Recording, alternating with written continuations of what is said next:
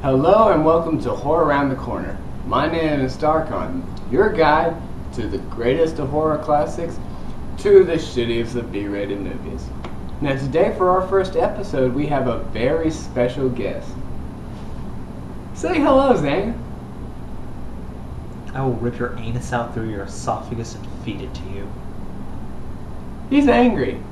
The reason why is because on his show, if you look at the link below, he said some mean things about me, and I didn't really take it to heart or anything. So, as a reward for his trivial act, I decided to let him watch a free movie. And the best part is, the movie's so bad and shitty, he's probably going to have nightmares for the rest of his wonderful life. Now, for those of you who want to watch this movie after we review it, I'm asking you, please don't. We're trying to help you and protect you from this kind of shit. If you want to watch it, well, so be it, but you have been warned. With that being said, let's look into this half-baked pile of shit, Gingerdead Man. So we start out where all great epics do, a diner where, oh god, they're pulling out the armed gunman pretty quickly, aren't they? Oh wow, and he's already killing. Drama? Tension? Build up? Anything? No? Okay. And this is how we're introduced to our main antagonist. And I'm not kidding you, Miller Fingelmeyer. Look! It's Findelmeyer. Well, it's what the movie wants you to think. And look, here comes Grandpa with the speed of a slug. Curses foiled by guns. So Finkelmeyer goes through the entire family lineup. Slow Grandpa, Wussy Brother, and fucking Supergirl! That's right. It may look like this girl just got pegged with lead, but our time skip shows that she's completely unaffected. That's right. No crippling injuries, no scar, not even a fucking mental disorder. You took a bullet to the chest, lady! I don't think Gingerdead Man's gonna measure up. Anyway, Supergirl, aka Sarah, runs a bakery with her good friend Comic Relief. You're going to die later in the movie, just saying. It turns out that this mom and pop store is being run out of business by a big name restaurant chain. That's the beauty of capitalism. Money drives the system. Success breeds success. Long live business. Capitalism. Capitalism. But what about my house? Capitalism. But my dad and brother were murdered. Capitalism. I'm starring in a shitty movie. Capitalism. Anyways, long story short, mysterious visitor delivers baking ingredients, and the gingerbread man who comes from this evil concoction is possessed by none other than the spirit of the deranged killer Fingelmeyer! whose capture and execution was lightly touched on earlier in the movie. And let me tell you, he's a scary motherfucker. The effects talk for themselves. Look, you can almost not see the dull hand in the dough. That's not the worst of it. Mr. Comic Relief cuts his hand on something, and instead of covering it up with a napkin or your apron, or even running to the restroom, you drop your blood in the fucking dough mix. The health department would have a field day with this. But Darkon, it adds to the texture. And add just a pinch of rosemary. So this is where we're introduced to Lorna. She's our movie's resident bitch. And look, there's Amos. He's our movie's resident bad boy. That's this movie's greatest weakness, and that's including the god-awful cinematography. These characters are so stereotypical that other horror movies look at them and say, damn, they're shallow. And now for the gore lineup. First we have Grandma, whose finger gets chopped off.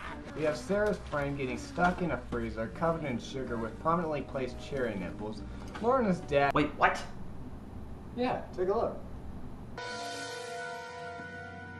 Graphic, isn't it? Wow. Just... wow. We really aren't being ambiguous about this, are we? Not at all. Anyways, Lorna's dad gets run over by his own car. Lorna takes a knife to the face, courtesy of an unseen, incredibly accurate trap that our Gingerdead Man would have had no time to set up. Convenient, isn't it? And when Mr. Comic Relief eats the Gingerdead Man, he gets possessed by said deranged killer. The movie ends with 3 of our surviving protagonists shoving possessed Comic Relief into the furnace, never to be seen again. The bakery flourishes, everyone is happy, and holy black on a po-po, more Gingerdead Men! Well, the premise wasn't that bad. I mean, they made movies off worse ideas. But the execution was atrocious. Just look at the cinematography.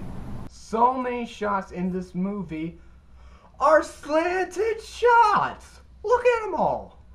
Looks like Grandma there is about to fall off the face of the earth. And the acting. Does anyone know what fear or sadness is? Hell, even some shock would have been nice. But no, all we get whenever Gingerdead Man kills or attacks someone is a surprised face. And that's it. In fact, 2 of the worst scenes involve Lorna. Go figure. In this one, her dad just died, and she takes his golden ring. You super bitch! And then she gets cut in the face by Gingerdead Man. Notice how he isn't even in the same scene. And she doesn't react to the cut with a scream. No pain, no shock, no nothing. Just bleeding face, and then walks off. And the pacing is so abominably slow. Seriously, you have whole scenes of Sarah and Amos supposedly having romantic scenes while the damn Cookie Man is after you, and you spend 5 minutes talking about a birthday party when you 2 were 6 that Amos doesn't remember. I went to your birthday party. Yeah, you tried to kiss me near the punch bowl. Get out of here. I gave you a bloody nose. Oh my God. You're right, I remember that. Do something! But we've been ignoring our main antagonist for too long. Let's take a look at this piece of holy shit! IMDb's plot summary describes this ugly mug as evil yet adorable. How is this thing in any way adorable? The cookie not only has superhuman strength, being able to cut through flesh and bones with a single swipe with just a regular knife, he also came into the movie with the unlimited ammo cheat. Here, let's take a look.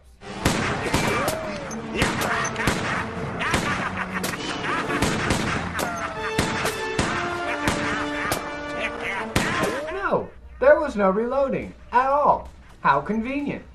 Basically, this movie boils down to lame effects and even lamer acting that could have made a great concept a great story, which surprises me because the people who made this movie made Puppet Masters, one of my favorite horror flicks.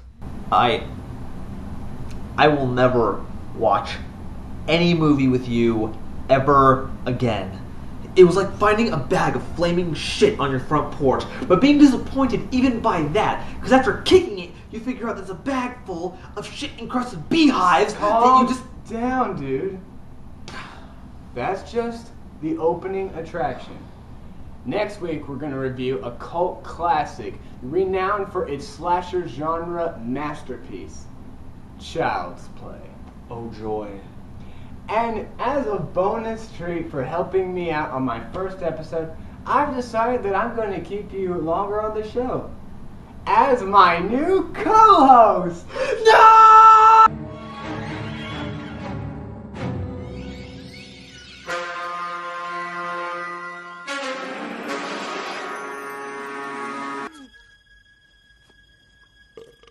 Got milk?